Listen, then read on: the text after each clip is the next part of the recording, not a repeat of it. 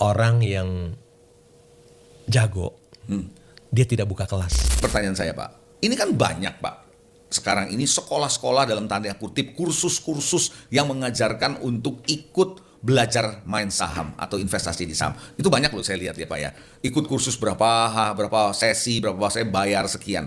Nah, apakah Bapak dalam konteks ini melihat kalau orang yang nggak bisa baru mau belajar saham, gimana tuh Pak kalau ngikut kayak gitu menurut Bapak? Apakah advisable, apakah oke, rekomendasi, atau menurut Bapak ada cara lain? Ada guru yang baik, ada guru yang tidak baik. Wah, ini kayak di Alkitab aja nih, ada nabi palsu nih. Luar biasa. Oke, gimana nih? Tapi bisa juga lihat, belajar dari YouTube juga bisa. Ada orang yang bicara saham kita dengar. Kan itu kan bisa kita dengar dengan cuma-cuma. Ya, ya. Biasanya orang yang jago, dia tidak buka kelas. Oh, oke. Kalau dia jago nggak buka kelas, nggak bakal bikin kursus gitu ya. Biasanya kenapa begitu, Pak? Ya. Kenapa bisa begitu Pak? Why?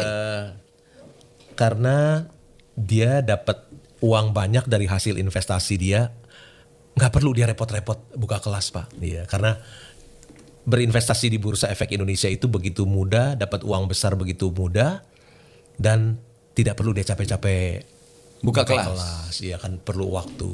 Gitu ya. Biasanya orang-orang yang buka kelas itu malah tidak membeli saham. Pada umumnya begitu ya. Jadi sama orang pada bilang bahwa dia ngajarin tapi dia sendiri tidak melakukannya gitu ya Pak ya. Tidak mengerjakannya.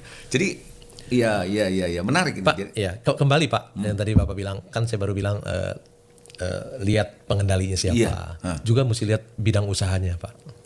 Oh, iya, oke. Ketika beli perusahaan kan kita harus lihat tahu bidang usahanya. Ada bidang usaha yang bagus, ada yang jelek. Terus kita juga mesti lihat tadi labanya bagaimana, kecil atau besar. Iya. Terus perusahaan ini bertumbuh atau tidak?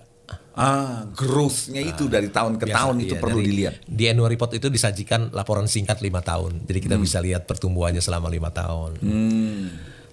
Kemudian kita lihat juga evaluasinya. Evaluasi. Oke. Apakah ini perusahaan yang bagus dan murah atau bagus dan mahal?